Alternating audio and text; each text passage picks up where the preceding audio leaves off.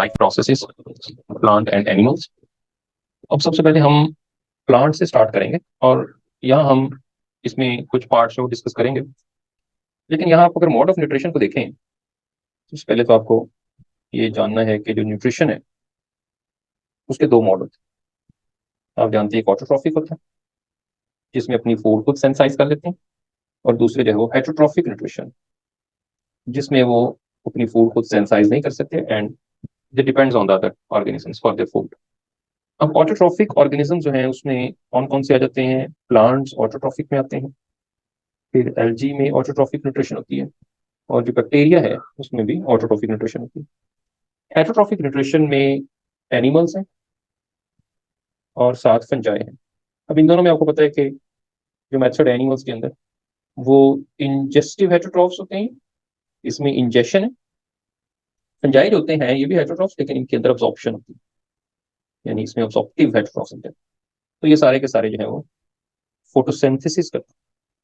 तो एक्चुअली जो basic mode of nutrition है वो तीन ही है, ये जो आपके सामने लिखे हैं, 1, 2 and 3। These were actually the basic mode of nutrition, जो कि जितनी भी लाइफ है उसके अंदर ये तीन मेथड ही मिलते हैं। दो हेटरोट्रॉफ्स हैं और एक ऑटोट्रॉफ्स होते हैं। अब प्लांट्स के अंदर आप जानते हैं ऑटोट्रॉफिक न्यूट्रिशन है, वो अपनी फूड बना लेते हैं by the reaction of carbon dioxide and water.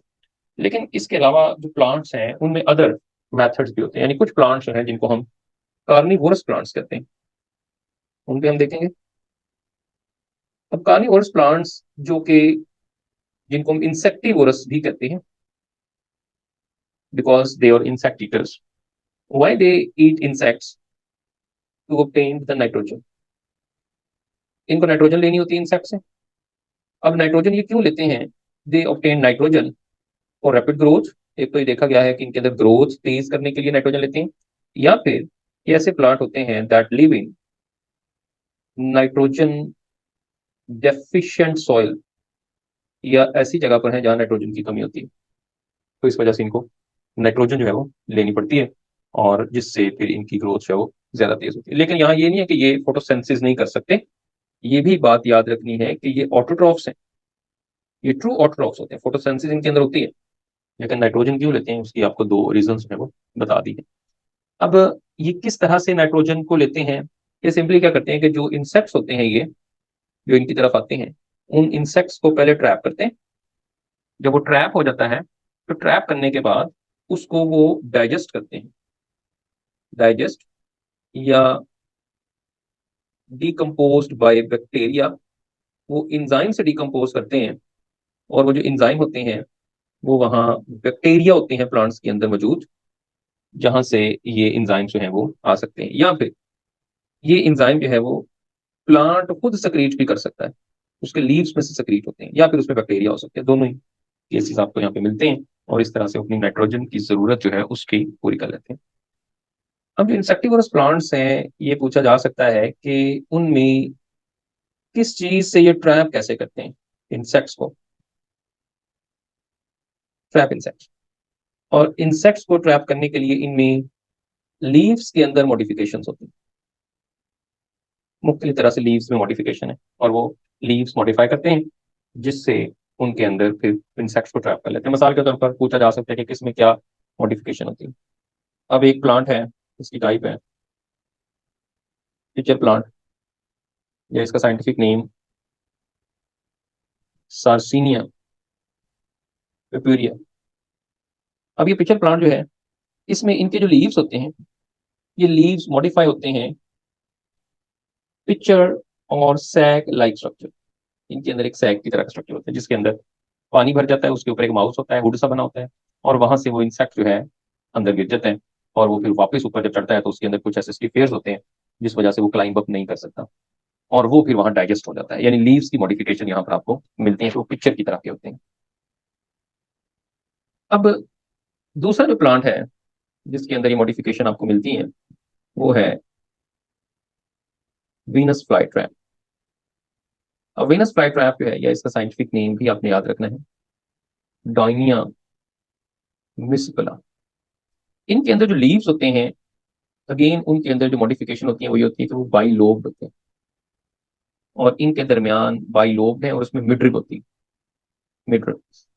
और इसके अंदर जो इसमें इंसेक्ट आता है तो ये लीफ जो होते हैं वो इंटरलॉक हो जाते हैं, इनकी दो लॉब्स होती हैं, वो इंटरलॉक होके इंसेक्ट को ट्रैप कर लेते हैं, तो जिससे वो वहां पर ट्रैप हो जाता है। तो दूसरा इसके अंदर ये प्लांट है वो आपको मिलता है।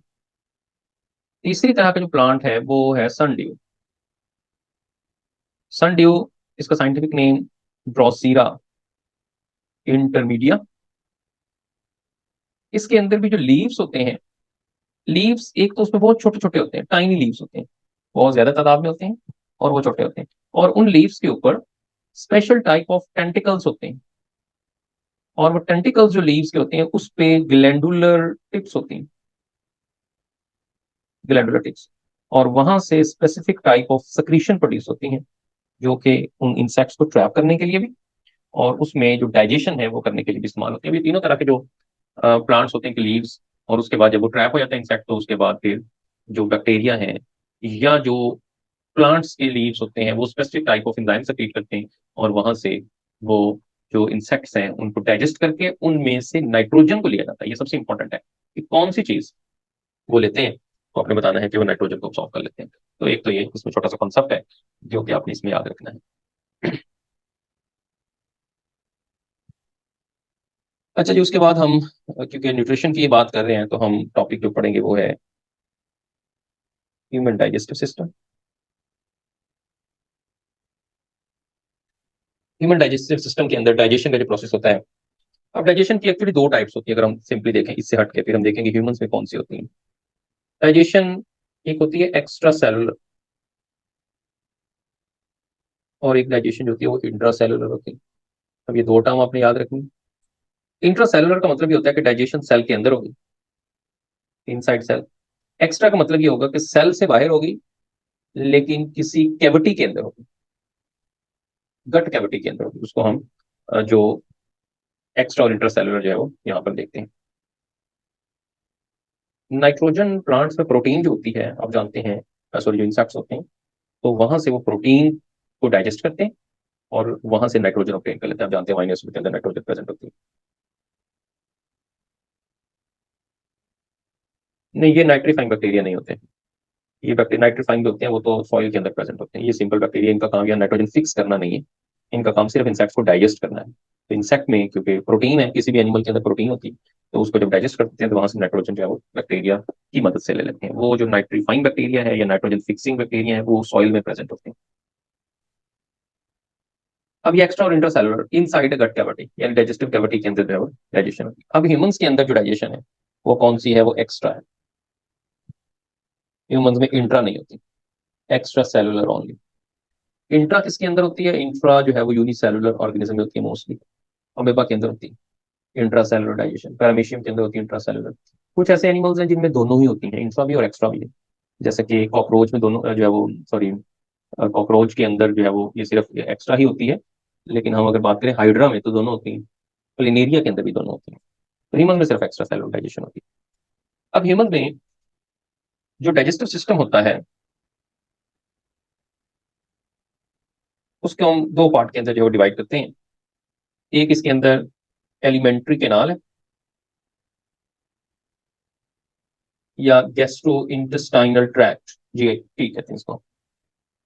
अब इसमें दूसरा जो होता है वो असेसरी ग्लैंड्स होती हैं, इन पे भी हमने बात करनी, असेसरी ग्लैंड्स।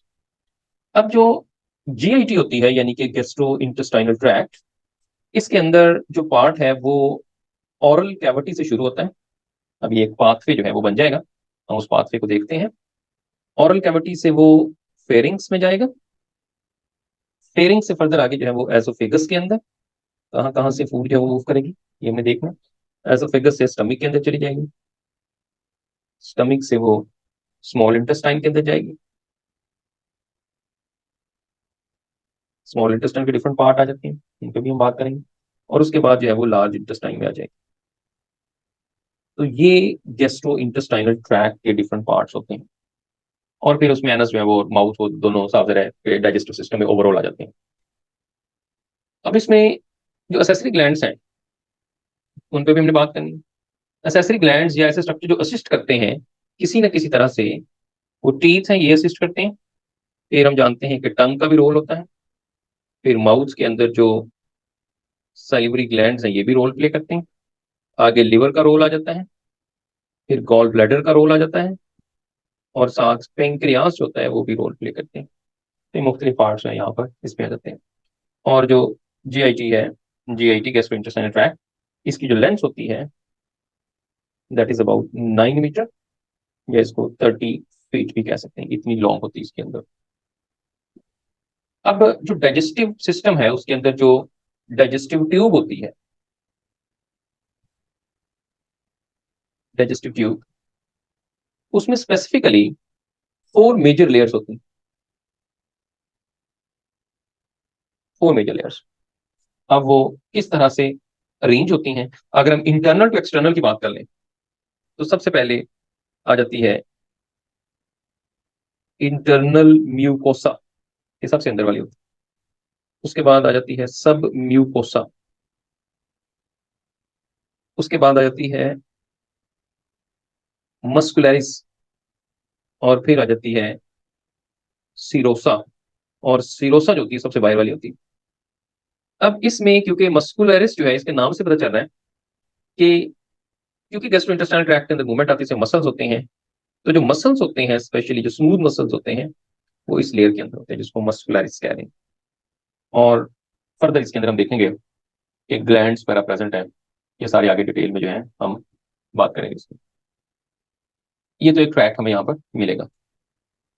अब डाइजेशन जब होगी तो डिफरेंट पार्ट से गुजरती हुई जो फूड जब वो मूव करेगी, तो हम आ जाते हैं कि डाइजेशन जो डाइजेस्टिव ट्रैक में वो 2 तरह से होती है। एक डाइजेशन जो है वो होती है मैकेनिकल डाइजेशन,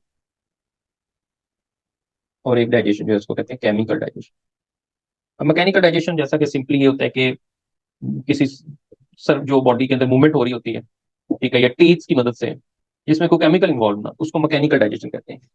यानी इसमें दांत आ जाएंगे, उसकी वजह से फूड को तोड़ा जाता है, या फिर जो मोबिलिटी है इसकी वजह से फूड ब्रेक होती है, इसको मैकेनिकल डाइजेशन कहते हैं। केमिकल डाइजेशन होती है जो इंजाइमेटिक होती है, और हम जानते हैं कि एंजाइम की मदद से फूड को पार्ट्स में ब्रेक किया जाता है। तो ये इसमें आपने याद रखना है। अब डाइजेशन की 3 साइड्स होती हैं डाइजेस्टिव ट्रैक्ट के अंदर। उसमें पहली जो साइड है वो है ऑरल कैविटी, माउथ के अंदर डाइजेशन। अब माउथ में केमिकल भी है और मैकेनिकल भी है। केमिकल कैसे करेंगे, हम जानते हैं कि इसके अंदर सैलिवरी ग्लैंड्स होती हैं जो कि केमिकल डाइजेशन करेंगे, और दूसरा इसके अंदर मेस्टिकेशन होती है बाय टीथ, दांत जो है उस फूड को मेस्टिकेट करते हैं। दूसरा जो साइट है डाइजेशन की वो स्टमक है। स्टमक के अंदर एक तो हम जानते हैं कि गैस्ट्रिक जूस प्रोड्यूस होता है, और दूसरा इसमें स्मूथ मसल्स होते हैं जो कि चर्निंग ऑफ फूड करते हैं, फूड की चर्निंग भी करते हैं, फूड की मिक्सिंग भी करते हैं। अब तीसरी जो साइट है डाइजेशन की वो है स्मॉल इंटेस्टाइन, यहाँ भी डाइजेशन होती है। अब इसमें अगर हम केमिकली देखें तो इसमें पेंक्रियाटिक और इंटेस्टाइनल जूस होता है जिससे डाइजेशन होती है, और साथ यहाँ पर जो बाइल होता है वो एमल्सिफिकेशन जो है वो करता है। तो ये डाइजेशन आपको यहाँ पर मैकेनिकल और केमिकल दोनों ही मिल गए। तो बाइल जो होता है वो साफ है केमिकल डाइजेशन, मैकेनिकल करता है, याद रखना, केमिकल नहीं करता क्योंकि इसमें कोई इंजाइम नहीं है, मैकेनिकल डाइजेशन। अब कौन सी फूड का कंपोनेंट कहाँ डाइजेस्ट होता है, ऑरल कैविटी में देखेंगे तो हम जानते हैं कार्बोहाइड्रेट की डाइजेशन होती है। इस तरह से कि जो स्टार्च है या ग्लाइकोजन जो है उसको माल्टोज में कन्वर्ट कर दिया, that is a partial digestion of the carbohydrates, यानी मुकम्मल तौर पर डाइजेस्ट नहीं होते। स्टमक जो होता है इसमें प्रोटीन की डाइजेशन होती है, और वो भी पार्शियल डाइजेशन होती है, यानी कि सिंपली जो प्रोटीन होते हैं उसको पॉलीपेप्टाइड के अंदर चेंज कर दिया जाता है। So again this is the partial digestion of food. जो स्मॉल इंटेस्टाइन है इसमें कार्बोहाइड्रेट्स की डाइजेशन भी होती है, प्रोटीन की डाइजेशन भी होती है, और साथ जो लिपिड्स होते हैं उसकी भी डाइजेशन होती है। तो ये यहाँ आपने याद रखना है। तीनों तरह की जो डाइजेशन है, यानी इंजाइम स्मॉल इंटेस्टाइन में प्रेजेंट होते हैं, और डाइजेशन जो है वो कंप्लीट आकर यहाँ पे होती है। स्टार्ट वहां से होती है, लेकिन बाद में कंप्लीशन उसकी जो है वो हमें यहाँ पर मिलती है। अब इसमें ये तो फर्दर जो है पार्ट आ गया, थोड़ा सा इसमें डिटेल में देख लेते हैं कि ऑरल कैविटी में डाइजेशन में क्या क्या इवेंट होते हैं।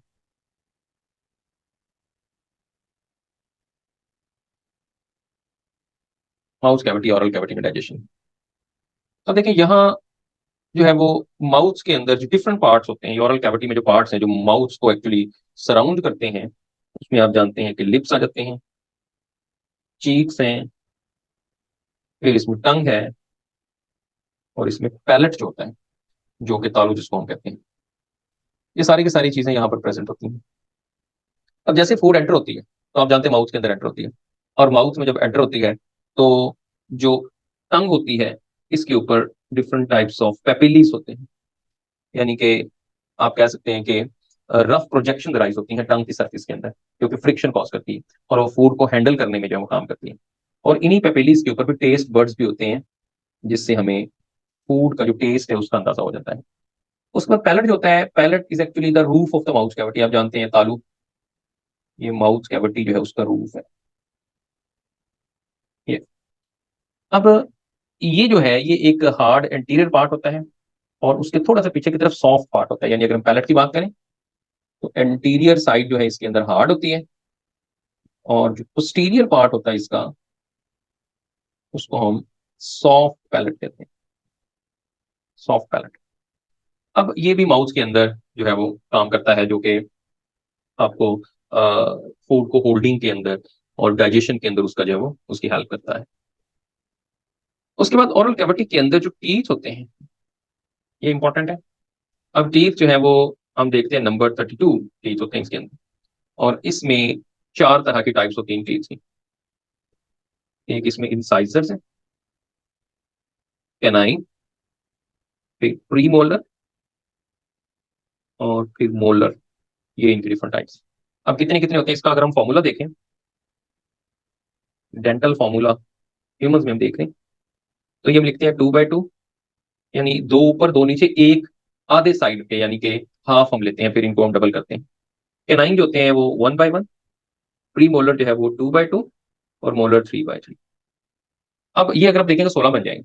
इतने ही बाकी हाफ जबड़े के अंदर होते हैं, यानी ऊपर नीचे को अगर हम देखें तो इस वजह से 32 जो है वो आपको टीथ यहाँ पर मिलते हैं। अब यहाँ जो इनकी शेप है वो किस तरह से होते हैं, देखिए जो ये इंसाइजेस होते हैं ये चाइसल शेप्ड होते हैं, ये बिल्कुल आगे से ऐसे स्ट्रेट होते हैं, और ये स्पेसिफिकली जो कि होल्ड करने के लिए फूड को जो है वो इस्तेमाल किए जाते हैं। जो कैनाइन होते हैं ये पॉइंटेड होते हैं, या हम कह सकते हैं कोन शेप्ड, ये इस तरह से प्रेजेंट।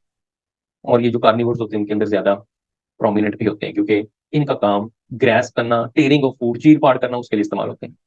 अब जो मोलर और प्री मोलर होते हैं इनकी सरफेस जो होती है ये फ्लैटेंड होती है, यानी ये फ्लैट होते हैं, फ्लैटेंड। ये ज्यादातर ग्राइंडिंग के लिए फूड में इस्तेमाल होते हैं। तो ये मुख्तलिफ तरह की टीथ हैं, ये इनका डेंटल फॉर्मूला है, ये भी इसमें इंपॉर्टेंट है, आपने इसको भी अच्छे से लर्न कर लेना। अब ओरल कैविटी के अंदर तीन काम होते हैं। Number 1 is the selection of food, food की सिलेक्शन होती है, क्योंकि जैसे मैंने बताया कि इसमें टेस्ट बर्ड्स हैं, टीथ हैं, तो जैसे ओरल कैविटी में साथ नॉस्ट्रिल्स प्रेजेंट होते हैं, फिर हम देख भी सकते हैं आईज की मदद से। तो जब भी कोई फूड हम लेके आते हैं तो उसको माउथ में पता चलता है कि हमें इसको आगे लेके जाना है या इसको नहीं लेके जाना, उसको सिलेक्ट किया जाए। दूसरा काम जो होता है वो grinding and mastication of food, grinding and mastication. ये जो 2/2 लिख रहे हैं ना, ये ऊपर और नीचे वाला जबड़ा, यानी आप जानते हैं कि अगर हम इसको, मैं जॉस को बनाता हूं तो ये लाइक ये इंसाइजर्स दो जबड़े हम बना लेते हैं ऐसे और ऐसे, तो नीचे वाले जबड़े के अंदर भी दो, ये इसका मतलब हुआ, जो कि दो ऊपर दो नीचे आ जाएंगे इसके अंदर। इसके अलावा ये हाफ जबड़ा, हाफ नीचे वाला और हाफ ऊपर वाला, तो इसका मतलब है कि अगर इन साइजेस की बात करें तो फिर दो एक साइड पे नीचे और दो एक साइड पे इधर, और इसी तरह बाकी हाफ के अंदर भी ये प्रेजेंट होते हैं। तो टोटल नंबर इनके फिर चार जो है वो इधर और 4 ही उधर, 8 जो है वो इसके नंबर बन जाएंगे। ये मैं एक जबड़े की जो है वो बात कर रहा हूँ, यानी कि दोनों जबड़ों की बात नहीं, और ये दोनों जबड़ों के अंदर आपको मैंने बताया कि हाफ साइड पे। अब उसके बाद आ जाता है दूसरी तरह का जो है वो ये ऐसे है, ये कैनाइन है, एक नीचे एक ऊपर। फिर तीसरी तरह के जो है वो ऐसे होते हैं जो कि फ्लैटेंड होते हैं, फिर ये दो इधर, ये प्री मोलर आ गए, और फिर उसके बाद आखिर में जो है वो 3 मोलर, ये एक साइड। इसी तरह दूसरा जो जबड़ा है उसके यानी कि सॉरी हाफ साइड अदर है, उसके अंदर भी ऐसे आना है। तो ये 2 बाय 2, 1 बाय 1 नीचे ऊपर वाला जो पार्ट है। फिर जो लास्ट मोलर होता है इसको विजडम टूथ भी कहते हैं। तो ये इसके अंदर है। अब ये जो थीकोडोंट और हेट्रोडोंट होते हैं, ये इनकी डिफरेंट जो आप कह सकते हैं कि प्रेजेंस होती है, ये जो जो डेंटिशन होती है इसमें एक सॉकेट के अंदर होते हैं, डीप सॉकेट के अंदर होता है, जो कि क्रोकोडाइल के अंदर, डायनासोर्स के अंदर, मैमल्स के अंदर जो है वो आपको टीथ मिलते हैं, उसको हम थीकोडोंट कहते हैं। ठीक है।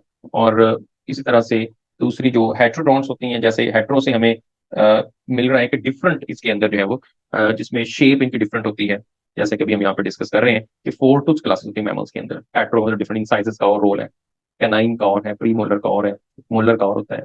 तो इसको हम जो है वो हेट्रोडोंटिड्स कहते हैं। तो हेट्रोडोंटिड्स का मतलब यही है कि उनकी शेप के अंदर डिफरेंस होता है। लेकिन जो थीकोडोंट है वो बाकी जो मैंने बताया कि डायनासोर्स वगैरह के अंदर, उनके अंदर एक डीप सॉकेट होती है जिसके अंदर ये प्रेजेंट होते हैं।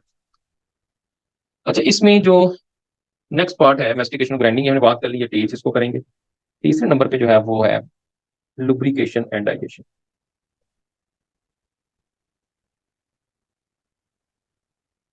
लुब्रिकेशन और डाइजेशन जो है वो किस तरह से होती है, अब जानते हैं कि यहाँ पर इंजाइमेटिक एक्टिविटी होनी है और इंजाइम्स की मदद से उसको जो है वो डाइजेस्ट किया जाता है।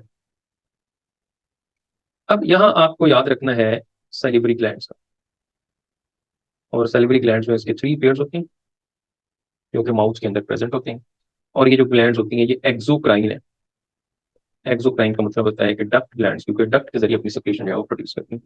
अब इसकी जो 3 टाइप हैं, एक पेरोटिड है, ये भी इसके अंदर आ जाती है।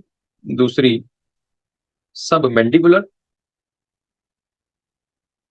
या इसको कहते हैं सब मैग्जिलरी, दोनों का नाम यूज किए जा सकते हैं। और तीसरी जो है उसको सब लिंगुअल कहते हैं। अब इनकी पोजीशन आपने एक तो याद रखनी, कहाँ पर ये प्रेजेंट होते हैं और इनकी सक्रीशन क्या होती है, और ये कहाँ पर अपनी सक्रीशन जो है वो डालते हैं। ये 3 चीजें इसमें इंपॉर्टेंट है। जैसा कि पेरोटिड है, दे आर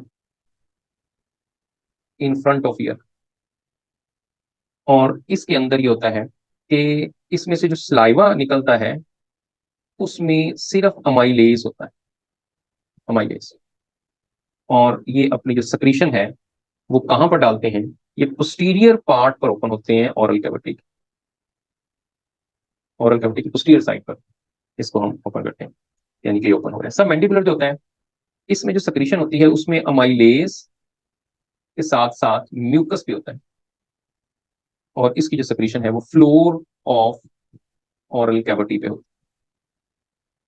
और जो सब लिंगुअल होते हैं इसके अंदर सिर्फ म्यूकस होती है, म्यूकस और इसकी सक्रीशन जो फ्लोर पे ही होती है। और ये कहाँ पर प्रेजेंट, सब मैंडिबुलर जो है ये मैक्सिली मैंडिबुलर, ये जॉस से वर्ड यूज होता है, बिहाइंड जॉस। और लिंगुअल टंग से आती है, बिलो द टंग। अब इनके लिए कुछ वर्ड यूज किए जाते हैं क्योंकि इनकी सक्रीशन के नेम पे, जैसे पेरोटिड है, इसको हम सीरस ग्लैंड भी कहते हैं। क्यों कहते हैं, क्योंकि इसमें से अमाइलेज प्रोडक्शन हो रही है। और जो सबलिंगुअल है इसको हम म्यूकोस ग्लैंड भी कहते हैं क्योंकि इसमें सिर्फ म्यूकस प्रोड्यूस होती है। और जो सब मैंडिबुलर है इसका नाम है सीरो म्यूकस, क्योंकि इसमें दोनों चीजें प्रोड्यूस होती है। ये भी आपने इसके अंदर याद रखना। इनसे मिलकर जो सारे का सारा स्लाइवा प्रोड्यूस होता है, स्लाइवा आ जाता है।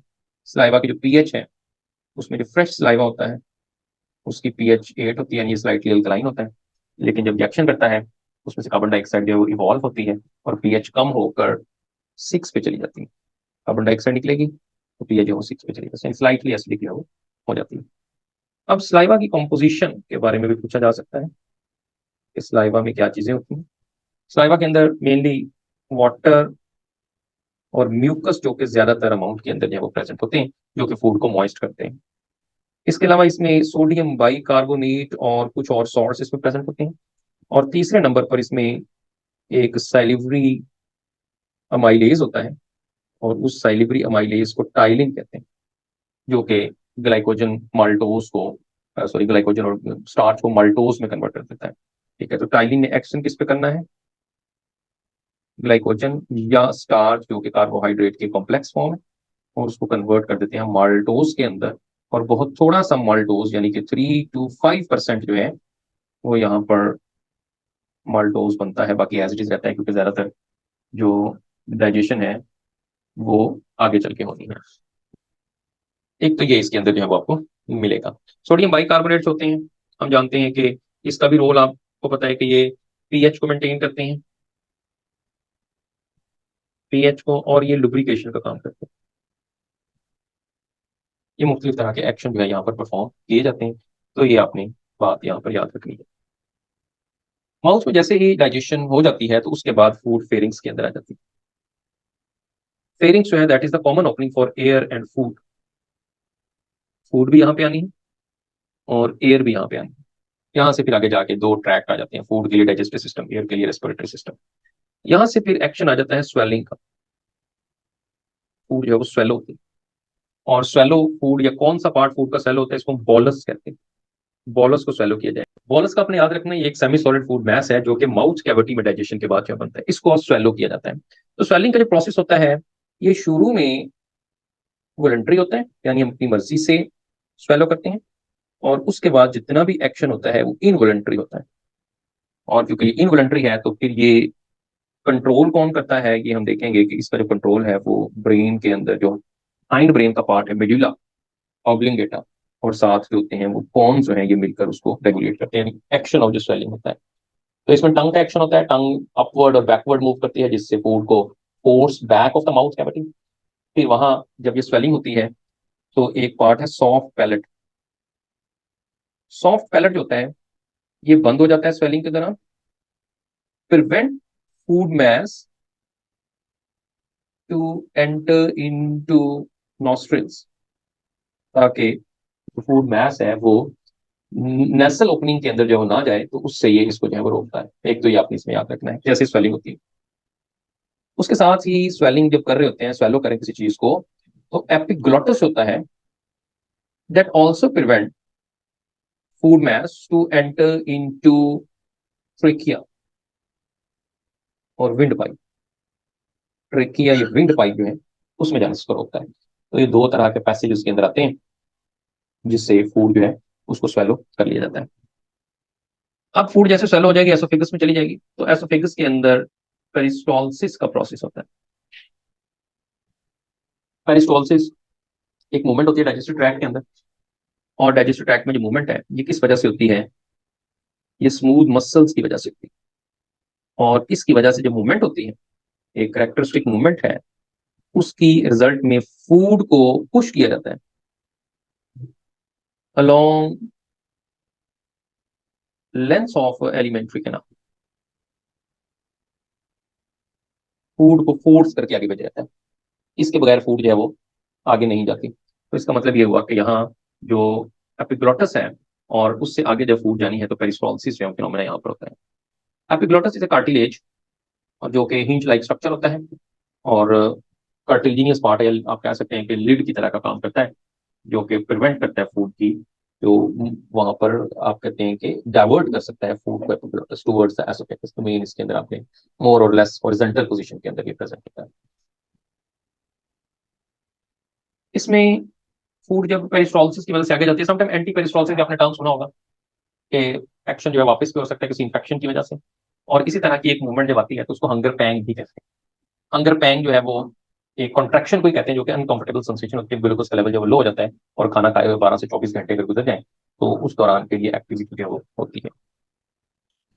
एसोफेगस जो है वहां से फूड स्टमक के अंदर जानी है, और एसोफेगस की जो लेंथ होती है वो 25 सेंटीमीटर होती है। 25 सेंटीमीटर की ट्यूब है। इसके अंदर आगे स्फिंक्टर्स होते हैं दो तरह के, एक हम कहते हैं अपर एसोफेजियल स्फिंक्टर, और एक जो है वो होता है lower oesophageal sphincter. Lower oesophageal sphincter जो है इसको हम कार्डिक स्फिंक्टर भी कहते हैं। Sphincter simply the band of muscles and they are at junction of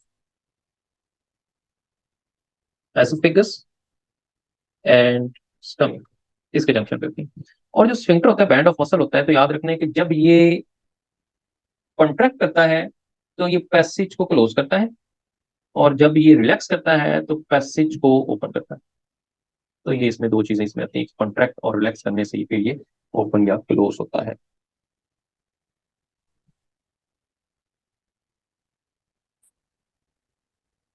उसके बाद हमारे पास जो पार्ट आ जाता है वो स्टमक आ जाता है।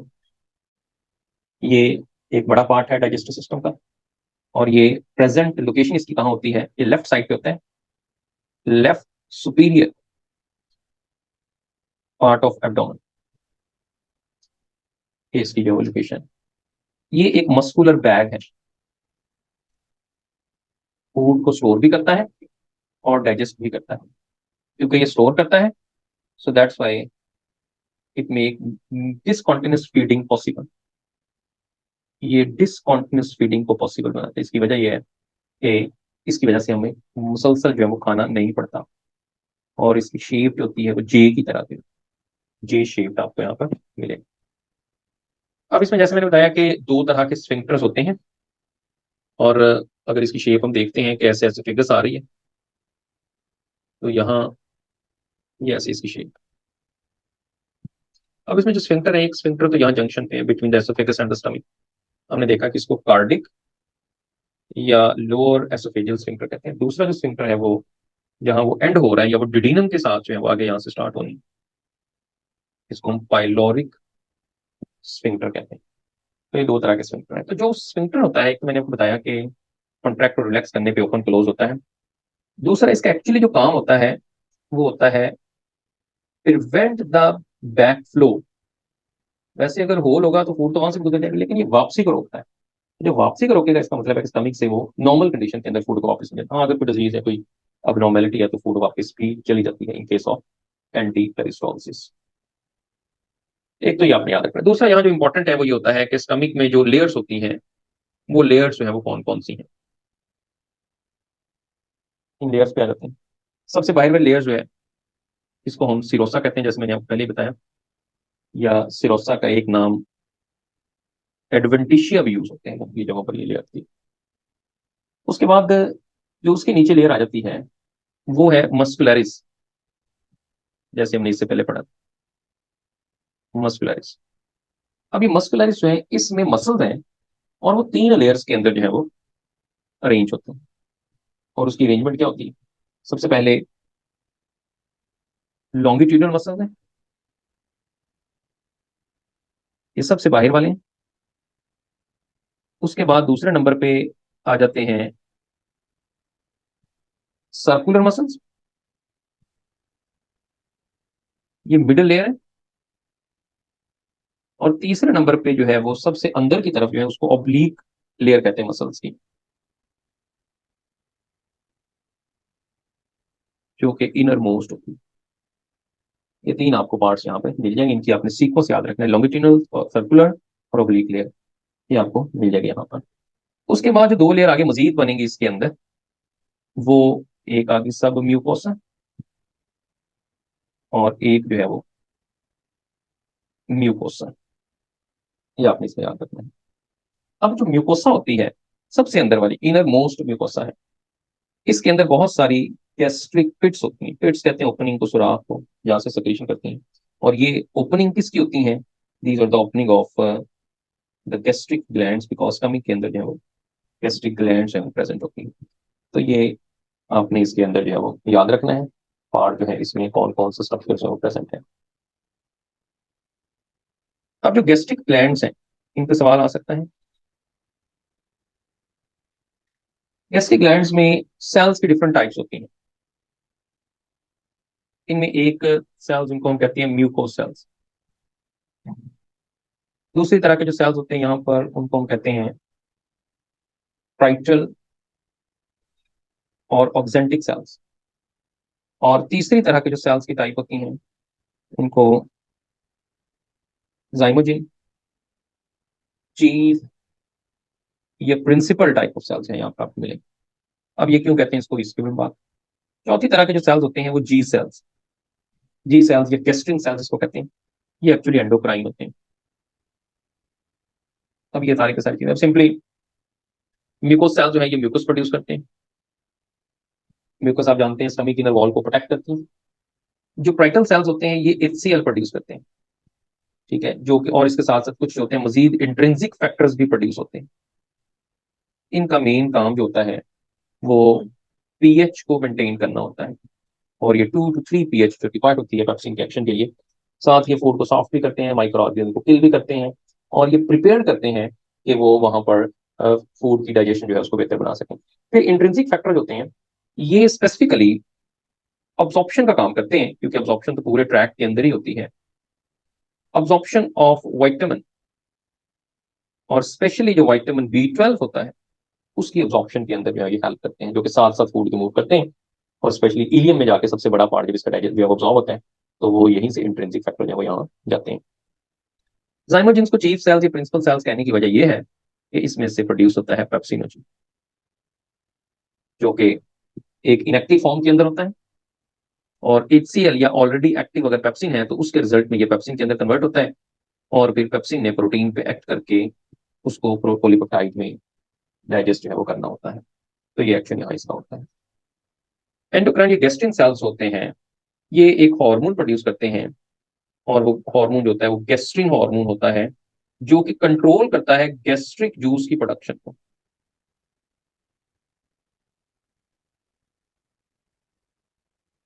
गैस्ट्रिक जूस की जो प्रोडक्शन है उसको कंट्रोल करे, तो ये हार्मोन यहाँ पर प्रेजेंट होता है। तो इस तरह से ये तमाम के तमाम जो एक्शन होते हैं वो यहाँ पर होंगे, और यहाँ से जब एक्शन होगा, गैस्ट्रिन ने काम करना है और फूड को डाइजेस्ट करना है। फूड को डाइजेस्ट जब इसके अंदर हो जाएगा तो उसके रिजल्ट में जो फूड मैस बनेगा उसको हम काइम कहते हैं। तो स्टमक के अंदर जो फूड मैस बनता है आफ्टर द डाइजेशन उसको काइम कहेंगे, यानी bolus is turned into the crime.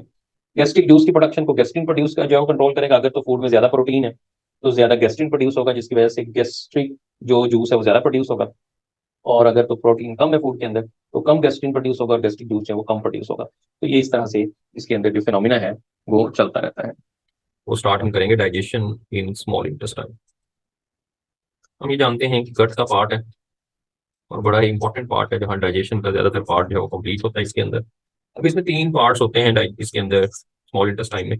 सबसे पहला पार्ट जो है वो डिडिनम है, दूसरा पार्ट जो होता है वो जिजिनम है, और तीसरा पार्ट जो है वो होता है इलियम।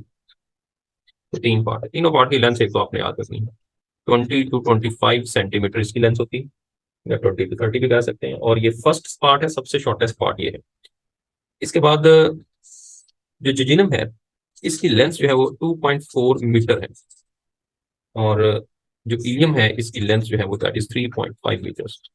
तो ये सबसे लॉन्गेस्ट लास्ट पार्ट है, और डिडिनम जो है वो मिडिल पार्ट आपको इसमें मिलेगा। अब देखिए यहाँ जैसे ही फूड जो है वो आप जानते हैं कि एक जंक जो है इसके अंदर स्फिंक्टर आता है, जिसको हम कहते हैं pyloric sphincter. Sphincter we know that's a band of muscles. So pyloric sphincter जो है that is present at the junction of stomach and duodenum. Stomach और डिडिनम के जंक्शन में। और हम जानते हैं कि स्टमक के अंदर हमने ये देखा था कि एसिडिक काइम है। अब इसने एसिडिक काइम ने एंटर होना है डिडिनम के अंदर। तो जैसे ही डिडिनम के अंदर वो एसिडिक काइम जो है या एसिडिक फूड जो है वो वहां पर जाती है, तो वहां जाते ही जो इंटरनल लाइनिंग होती है डिडिनम की, जिसको हम कहते हैं इंटरनल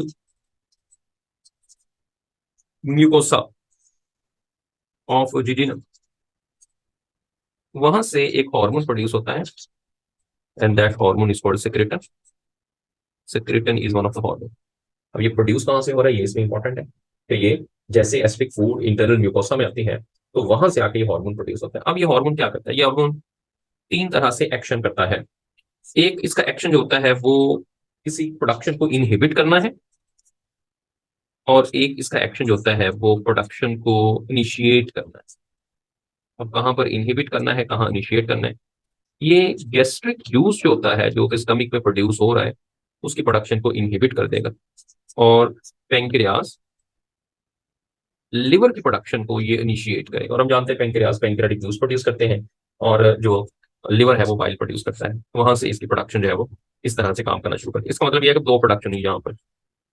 एक प्रोडक्शन जो है वो पेंक्रियाटिक जूस की हुई, जो कि पेंक्रियाज से हुई, और दूसरी प्रोडक्शन जो है वो बाइल की हुई, जो कि लिवर से होती है। अब ये दोनों की दोनों जो प्रोडक्शन है, ये दोनों प्रोडक्शन आती हैं डिडीनम में।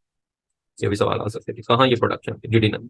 और ये पेंक्रियाटिक जूस जो है वो हम जानते हैं कि पेंक्रियाज से आ रहा है, और बाइल जो है ये लिवर से आ रहा है। अब इन दोनों में फर्क क्या होता है कि पेंक्रियाटिक जूस है, इसके अंदर कोई इंजाइम होते हैं, लेकिन बाइल जो होता है इसमें कोई इंजाइम नहीं होता। तो हम जैसे पहले ही बात कर चुके हैं कि इन्होंने तो करनी है केमिकल डाइजेशन ऑफ फूड, लेकिन जो बाइल होता है ये केमिकल डाइजेशन नहीं करते, ये मैकेनिकल डाइजेशन जो है वो यहाँ पर करेंगे। तो फूड जो है जैसे यहाँ पर आएगी वो फर्दर डाइजेस्ट होना शुरू हो जाएगी, और जिडिनम के अंदर यहाँ पर जैसे बाइल आएगा तो फूड डाइजेशन होगी, और फूड डाइजेशन जैसे स्टार्ट हो जाएगी वहां से आगे फूड जो है वो डाइजेस्ट होती हुई जिजीनम में जाएगी, और फाइनली जो है वो इलियम के अंदर पहुंच जाएगी, जहां वो मुकम्मल तौर पर जो पार्ट डाइजेस्ट होना था वो डाइजेस्ट हो जाएगा, और जो डाइजेस्ट नहीं होगा वो साफ सा है कि उसमें जो कंडीशन है वो अनडाइजेस्टेड रहेंगी, और फिर उसको वहां से बाहर निकाल दिया जाएगा। अब यहाँ जो असेसरी ग्लैंड्स हैं, यानी कि हम यहाँ पर बात कर रहे हैं कि बाइल है और साथ जो है वो हमने ये देखा कि पेंक्रेटिक जूस है, तो इन दोनों की कंपोजिशन क्या होती है। मिसाल के तौर पर सबसे पहले हम बाइल पे आ जाए। बाइल के अंदर हम जानते हैं कि इसके अंदर कोई जो है वो एंजाइम नहीं है। तो बाइल एक ग्रीन वाटरी फ्लूइड है, ग्रीन वाटरी फ्लूइड है इसके अंदर, और इसमें स्पेसिफिकली जो है वो बाइल सॉल्ट होते हैं, बाइल सॉल्ट। अब ये बाइल सॉल्ट जो है इसमें मुख्तलिफ तरह के सोडियम के सॉल्ट्स होते हैं। इसके अलावा इसमें और बहुत सारी चीजें होती हैं बाइल सॉल्ट के अलावा। इसमें म्यूकस भी होता है, ये भी आपने याद रखना है। फिर इसमें फॉस्फोलिपिड्स भी होते हैं कुछ, उनको हम लेसिथिन कहते हैं। इसके अलावा इसमें कुछ पिगमेंट्स भी होते हैं, जिनको हम बाइल पिगमेंट्स कहते हैं, और इनमें बहुत कॉमन पिगमेंट्स जो कि बाइल पिगमेंट है, दैट इज बिलिरुबिन, जो कि अमाइनो एसिड की जो लिवर के अंदर ब्रेक डाउन हो रही होती है, वो हीमोग्लोबिन की जो ब्रेक डाउन हो रही होती है वहां से बिलिरुबिन होते हैं। सारी चीजें इसके अंदर जो है वो आ जाती हैं बाइल के अंदर। अब बाइल सॉल्ट जो होते हैं, या जो बाइल हमारे पास सेक्रीशन है, ये क्या करती है। डाइजेशन फूड की एंजाइम तो नहीं है, लेकिन इसका काम जो होता है that is the emulsification of fats. इन्होंने फैट्स की एमल्सिफिकेशन करनी है। एमल्सिफिकेशन का मतलब ये होता है कि जो लार्ज फैट ग्लोब्यूल्स होते हैं उसको स्मॉलर फैट ग्लोब्यूल्स के अंदर जो है वो कन्वर्ट करना। तो ये इसके अंदर जो है वो इसका काम होता है। और या हम कह सकते हैं जो फैट ग्लोब्यूल्स होते हैं उनको फैट ड्रॉपलेट्स के अंदर जो है वो कन्वर्ट करना, ये आपको यहाँ पर इसका काम मिलता है। उसके बाद जब आ जाता है वो है पेंक्रियाटिक जूस। अब जो पेंक्रियाटिक जूस है जो कि पेंक्रियाज से प्रोड्यूस हुआ, अब इसके अंदर तीन तरह के इंजाइम होते हैं। इसमें एक इंजाइम जो है वो अमाइलेज है, और यहाँ पर जो अमाइलेज होते हैं उनको हम अमाइलॉप्सिन कहते हैं। और ये अमाइलॉप्सिन जो है ये पेंक्रियाटिक अमाइलेज है। उसमें पहले हमने टाइलिन पढ़ा था जो कि सैलिवरी अमाइलेज थे, लेकिन ये पेंक्रियाटिक अमाइलेज है। इसके अलावा यहाँ पर दूसरी तरह के जो इंजाइम हैं वो प्रोटीएज होते हैं।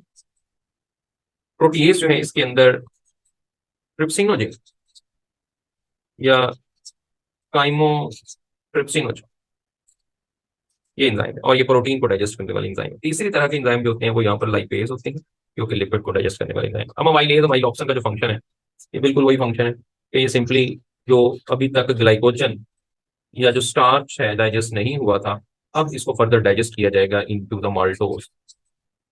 एक्शन इसका वही है, एनालॉगस, लेकिन ज्यादा प्रोडक्शन जो है वो डिफरेंट होती है। तो यहाँ पॉलीसेकेराइड की डाइजेशन जो कि ओरल कैविटी के अंदर शुरू हुई थी, अब यहाँ भी वही फंक्शन जो है वो चल रहा है। माल्टोज बन जाएंगे, माल्टोज आगे फर्दर जो है वो ग्लूकोज के अंदर कन्वर्ट हो जाएंगे। अब इसी तरह से जो पेनक्रियाटिक, जैसे मैंने ट्रिप्सिन की बात की है या काइमोट्रिप्सिन जो है इसकी हमने बात की है, ये इनएक्टिव फॉर्म के अंदर प्रोड्यूस। अब इनमें ये एक्टिव फॉर्म में जाते हैं, लाइक ये ट्रिप्सिन में कन्वर्ट होते हैं। और ट्रिप्सिन में जो कन्वर्ट होते हैं तो यहाँ एक और इंजाइम इंटेरोकाइनेज की प्रेजेंस में इनकी कन्वर्जन होती है। और वो इंटेरोकाइनेज कहाँ से आता है, ये भी आ सकता है। इंटेरोकाइनेज जो प्रोड्यूस होता है वो प्रोड्यूस होता है इनर लाइनिंग ऑफ डिडिनम, डिडिनम की इनर लाइनिंग से प्रोड्यूस होता है। अब ट्रिप्सिन जब यहाँ पे आ गया है, या काइमोट्रिप्सिन जो है वो भी काइमोट्रिप्सिन है, जिन काइमोट्रिप्सिन के अंदर कन्वर्ट होता है। अब इनका एक्शन भी यही होता है कि इन्होंने प्रोटीन पे एक्ट करना है, और प्रोटीन पे एक्ट करके इन्होंने कन्वर्ट करना है उनको पॉलीपेप्टाइड के अंदर, पॉलीपेप्टाइड। अब उसके बाद लाइपेज ने एक्ट करना है लिपिड्स पे, और लिपिड्स ने कन्वर्ट हो जाना है फैटी एसिड एंड ग्लिसरॉल। अब ये इस तरह से इनकी प्रोडक्शन जो है वो चलती रहेगी। इसका मतलब ये होगा पैंक्रियाटिक जूस जो है वो वहां पर जो है वो जो इंजाइम उसमें से प्रोड्यूस हो रहे हैं वो अपना अपना एक्शन जो है वो करना शुरू कर देंगे। अब यहाँ मजीद इंजाइम जो कि जिजीनम में इलियम में आएंगे उसको फर्दर डाइजेस्ट कर देंगे। मिसाल के तौर पर अब माल्टोज ऊपर हमने देखा, यहाँ एक इंजाइम और एक्ट करेगा, माल्टेज, जो कि इसको फर्दर ग्लूकोज के अंदर कन्वर्ट कर देगा, फाइनली ग्लूकोज बन जाएगा। इसी तरह से जो पॉलीपेप्टाइड है उन पे फर्दर एक्शन होगा एक इंजाइम का, उसको कहते हैं अमाइनो पेप्टिडेज। तो यहां से ये कन्वर्ट हो जाएगा डाइपेप्टाइड के अंदर। अब डाइपेप्टाइड जो है उस पर फर्दर एक एंजाइम का एक्शन होगा, रिप्सिन, और वहां से अमाइनो एसिड जो है वो बन जाएगा। That's the final digestion of that protein. इसी तरह से जो लैक्टोज है, which is also called the milk sugar, इसको भी डाइजेस्ट करता है एक एंजाइम, इसको हम कहते हैं लैक्टेज। ये इसको ग्लूकोज प्लस लैक्टोज के अंदर कन्वर्ट करते हैं। तो इसकी भी कन्वर्जन जो है यहाँ पर हो जाएगी। तो इस तरह से जो फूड है उसको मुकम्मल तौर पर डाइजेस्ट कर दिया जाएगा, और डाइजेस्ट करने के बाद अब जो फूड मैस बनेगा वो कहते हैं काइल। काइल जो है ये ऐसा फूड मैस है जो कि स्मॉल इंटेस्टाइन के अंदर, स्मॉल इंटेस्टाइन के अंदर जो फूड मैस को काइल कहते हैं। इसका मतलब पहले बॉलस बना, बॉलस से काइम बना, और काइम से फिर जो है वो काइल बन जाएगा। तो इस तरह से इसकी फूड की जो डाइजेशन है वो यहाँ पर चलती जाएगी। इसके अलावा फर्दर कुछ एंजाइम्स भी होते हैं जो कि वहाँ इन्वॉल्व होते हैं और मुख्तलिफ तरह के प्रोडक्शन जो है वो प्रोड्यूस कर रहे हैं, और साथ साथ उसकी अब्जॉर्प्शन भी उसके अंदर चल रही है। और इसके अलावा जो गॉल ब्लैडर है उसका भी यहाँ पर रोल है, जो कि बाइल को स्टोर करता है और फिर वहां से वो सिक्रीट करता है बाइल डक्ट के जरिए। बाइल अगर वापस ब्लड के अंदर चला जाए तो वो जॉइंटिस की कंडीशन जो है वो कॉज कर सकता है, बिकॉज वो एक टॉक्सिक मटेरियल होता है। और समटाइम गॉल ब्लैडर में गॉल स्टोन बन जाते हैं जो कि रिलीज ऑफ बाइल को ब्लॉक कर सकते हैं, और उसके लिए उस कंडीशन को गॉल स्टोन कहते हैं, क्योंकि कोलेस्ट्रॉल जो होता है वो प्रेसिपिटेट हो जाता है वहां पर। तो ये कुछ कंडीशन जो है यहाँ पर डेवलप होती है, क्योंकि गॉल ब्लैडर एक सैक लाइक स्ट्रक्चर होता है जो कि लिवर के ऊपर प्रेजेंट होता है, और तकरीबन इसका 8 सेंटीमीटर लॉन्ग और 4 सेंटीमीटर वाइड होता है। और ये एक डक्ट के जरिए अटैच होता है, जो है वो बाइल को लेके जाता है, या हम कह सकते हैं एक कॉमन बाइल डक्ट बनाता है। और वहां से फिर जो सेक्रीशन है वो लिवर से गॉल ब्लैडर के अंदर आती है। पहले उसको हम सिस्टिक डक्ट कहते हैं, फिर सिस्टिक डक्ट से फिर बाइल डक्ट के जरिए वो पेंक्रियास के अंदर, ड्यूडेनम के अंदर जो है वो आ जाती है। तो ये सारी की सारी चीजें जो है यहाँ आपने लिखनी है। अब यहाँ याद रखना है कि जो डिडिनम या स्मॉल इंटेस्टाइन के अंदर जो कंडीशन होती है, या आप काइल की जब हम बात करते हैं, तो काइल जो होता है वो अल्कलाइन होता है, और इसकी पीएच जो होती है तकरीबन 8 के करीब होती है। लेकिन इसके अंदर जो काइन था वो हमने देखा था कि वो एसिडिक होता है। तो इस तरह के सवाल भी आ जाते हैं कि कौन सा अल्कलाइन है, कौन सा जो है वो एसिडिक होता है। और रीनन जो है वो एक ऐसा एंजाइम है जो प्रोटीन को डाइजेस्ट करता है स्टमक के अंदर। जो हमारे पास एक हम जानते हैं कि मिल्क प्रोटीन होती है, उसके लिए ये रीनन एंजाइम काम करता है। इसी तरह बहुत सारे एंजाइम के एक्शन है जो कि यहाँ इन्वॉल्व होते हैं। तो रीनन का भी रोल है। फिर एक RENIN होता है, वो जो है वो किडनी के अंदर एक एक्शन को कंट्रोल करता है। ओके, अच्छा, ये इसमें हमारे पास एक तो फूड की डाइजेशन जो है यहाँ पर आ गई। अब जो मेन चीज है इसके आगे वो है अब्जॉर्प्शन ऑफ फूड। फूड की अब्जॉर्प्शन वैसे तो सारे के सारे डाइजेस्टिव ट्रैक्ट के अंदर फूड अब्जॉर्ब हो सकती है, लेकिन ज्यादा पार्ट इलियम के अंदर अब्जॉर्ब होता है। उसकी वजह ये होता है कि इलियम में एक तो सरफेस एरिया ज्यादा होता है, इस वजह से उसमें विलाए माइक्रोविलाए प्रेजेंट होते हैं, और कुछ इनफोल्डिंग्स जो हैं वो भी यहाँ पर मिलती हैं। और ये सारी की सारी चीजें जो है ये मिलकर जो सरफेस एरिया होता है उसको बढ़ा देती हैं। दूसरी रीजन इलियम के अंदर ये कि यहाँ बहुत सारी ब्लड कैपिलरीज प्रेजेंट होती हैं, that area is richly supplied with blood capillaries. तो ये भी एक रीजन है कि फूड की एब्जॉर्प्शन जो है वो इलियम के अंदर होती है। अब इसमें जैसे मैंने आपको बताया कि हम कुछ पार्ट इसमें डिस्कस करेंगे कि कौन कौन से पार्ट हैं। एक तो ये कि जो स्मॉल इंटेस्टाइन का एक यहाँ पर स्फिंक्टर हमें मिलेगा, उस स्फिंक्टर की हम बात करेंगे, उसको बाद में पढ़ते हैं। पहले हम आ जाते हैं फूड की अब्जॉर्प्शन से ही रिलेटेड। देखिए, एक स्मॉल इंटेस्टाइन में ऐसे एक इनफोल्डिंग मिलती है, फिर उस इनफोल्डिंग के ऊपर एक फिंगर लाइक प्रोजेक्शन मिलती है ऐसे। तो पहले एक इनफोल्डिंग है, और इनफोल्डिंग के ऊपर जो फिंगर लाइक प्रोजेक्शन, इसको विलाई कहते हैं। जब हम विलाई के स्ट्रक्चर को देखते हैं तो विलाई के स्ट्रक्चर के अंदर बहुत सारे यहाँ पर एपिथेलियल सेल्स होते हैं लाइक दिस। और जब हम इस एपिथेलियल सेल को बड़ा करके देखते हैं तो उसके ऊपर फर्दर इनफोल्डिंग हमें ऐसे मिलती है, and these are called the microvilli. तो इस तरह से ये ऑर्गेनाइजेशन, पहले इनफोल्डिंग, फिर विलाई, विलाई में एपिथेलियल सेल्स, और उसके ऊपर further extension. Surface area increase होता जाता है, जिससे मैक्सिमम जो फूड है, जो कि यहाँ पर अब्सॉर्ब हो जाती है। अब फूड की जो अब्सॉर्प्शन है वो कैसे होती है?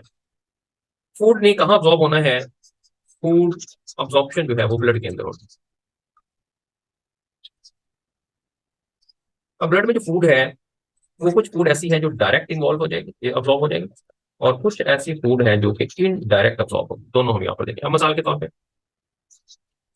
ग्लूकोज है प्लस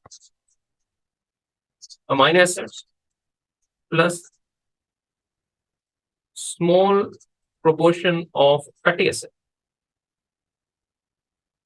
अब ये वो चीजें हैं जो कि डायरेक्ट ब्लड के अंदर जो है वो अब्सॉर्ब हो जाती हैं। यानी यहां से ये चीजें क्या करेंगी, ये तो डायरेक्टली इनटू ब्लड, ये ब्लड में डायरेक्ट चलेगी। लेकिन जो ज्यादातर फैटी एसिड और ग्लिसरॉल होते हैं वो कैसे ब्लड में जाते हैं?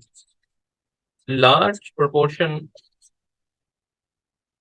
Of fatty acid and glycerol, ये ब्लड में इनडायरेक्ट जाता है।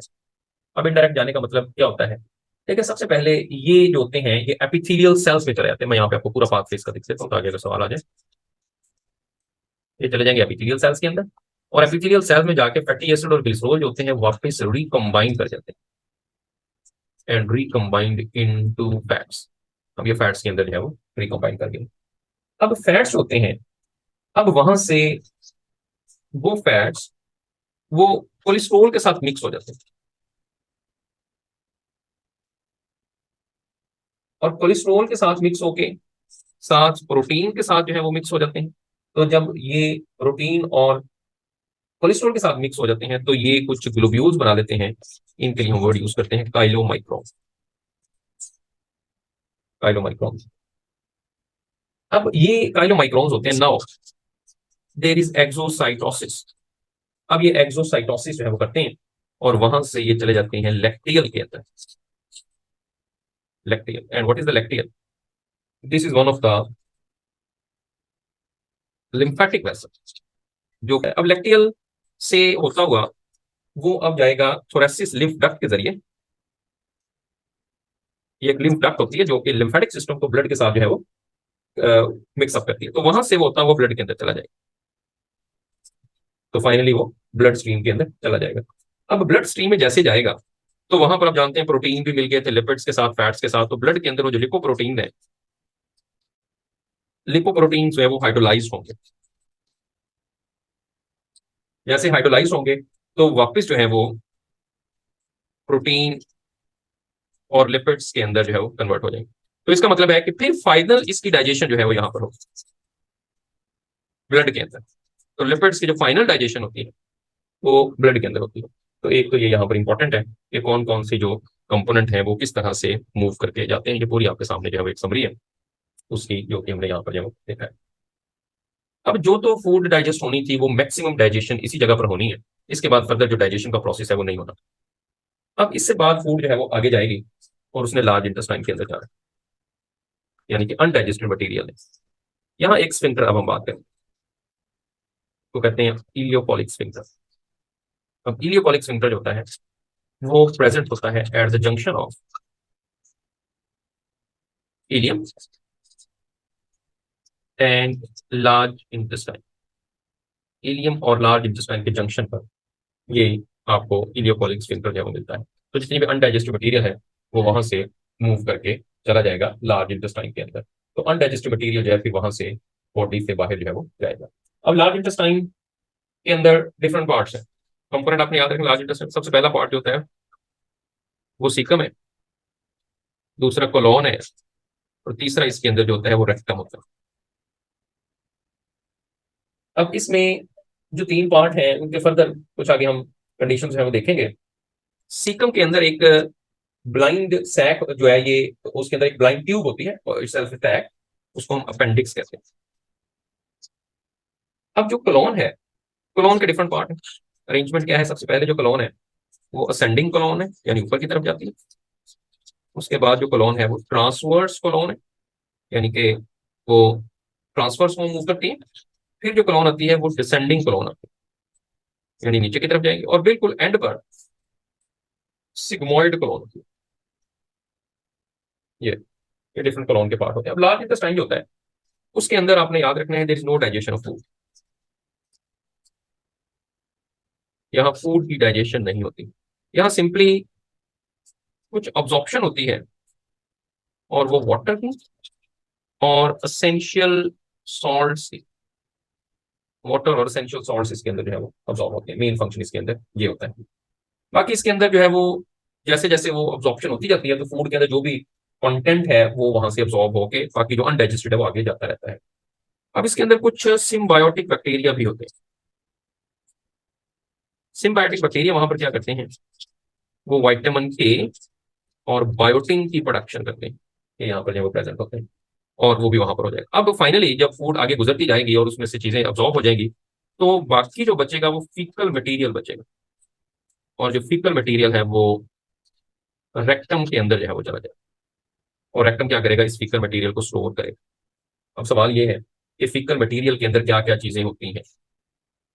फीकल मटेरियल के अंदर बहुत सारे बैक्टीरिया होते हैं, क्योंकि फूड के अंदर बैक्टीरिया भी साथ इंजेस्ट हुए थे। कुछ चीजें जो डाइजेस्ट नहीं हुई जैसा कि प्लांट फाइबर्स हैं, ये इसके अंदर ये भी डाइजेस्ट जो है वो नहीं होते। फिर इसके अंदर क्योंकि बहुत सारा म्यूकस था तो म्यूकोसस सेल्स भी इसके अंदर हैं। फिर कोलेस्ट्रॉल को भी वापस जो है वो बॉडी से बाहर निकालना जो एक्स्ट्रा है। फिर वाइल जो है आपको बताया तो टॉक्सिक मटेरियल उसने भी बॉडी से बाहर जाना है, और साथ कुछ वाटर भी होता है जिसको यहाँ से एलिमिनेट करना होता है। तो ये यहाँ से इसको बॉडी से रिमूव कर दिया जाएगा, यानी इन तमाम चीजों की इजेशन होती है, और वो इजेशन जो है वो एनस से होती है। एनस जो है बॉडी के अंदर आउटसाइड बॉडी एक पोर्ट, एनस में भी मसल्स होते हैं। एनस में इनर मसल्स भी होते हैं और आउटर मसल्स भी होते हैं। इनर इसके अंदर स्मूथ मसल्स होते हैं, और आउटर इसमें स्टिफ मसल्स होते हैं, क्योंकि इसके अंदर भी रिफ्लेक्स मूवमेंट आती है तो यहाँ से इजेशन का जो है वो प्रोसेस होता है। लार्ज इंटेस्टाइन से रिलेटेड कुछ मॉल फंक्शनिंग भी आपने याद रखी। मॉल फंक्शनिंग यानी कि वो अगर अब नॉर्मल काम करे और अपना मुकम्मल काम जो है वो ना करे तो उसके रिजल्ट में जो मॉल फंक्शनिंग है वो कौन कौन सी है। उसमें एक जो है वो कॉन्स्टिपेशन हो सकती है। कॉन्स्टिपेशन उस वक्त होगी जबकि वो वाटर इनफ वाटर अब्सॉर्ब नहीं करेगा, सॉरी एक्सेसिव वाटर अब्सॉर्ब कर जाएगा तो कॉन्स्टिपेशन हो जाएगी। लेकिन अगर इनफ वाटर अब्सॉर्ब नहीं करेगा तो उसके रिजल्ट में डायरिया की कंडीशन जो है वो डेवलप हो जाएगी। और तीसरी यहाँ पर एक कंडीशन जिसमें अपेंडिक्स होती है उसकी इंफ्लेमेशन हो जाती है, उसको अपेंडिसाइटिस कहते हैं। तो तीन डिसऑर्डर जो है यहाँ आपको that are related to the large intestine ये हमें यहाँ पर मिलते हैं। तो ये इसके अंदर जो डाइजेस्टिव सिस्टम था उसका पार्ट था। आगे आपने एक काम करना है, मैं आपको पढ़ने के लिए दे रहा हूँ, उस पर कल अगर कोई प्रॉब्लम होगी तो डिस्कशन करेंगे। वो है कॉमन न्यूट्रिशनल डिसऑर्डर्स। ये आपने डिसऑर्डर्स जो है वो सारे पढ़ के आने हैं, और हम स्टार्ट के अंदर पहले इस पे थोड़ी सी डिस्कशन करेंगे। आपके क्वेश्चन आंसर फिर हम इंशाल्लाह ताला नेक्स्ट टॉपिक में डिस्कस करेंगे। So that's all for today. कल इंशाल्लाह ताला हम यहाँ से कंटिन्यू करेंगे। अगर इससे रिलेटेड कोई क्वेश्चन है, कंफ्यूजन है तो पूछ सकते हैं।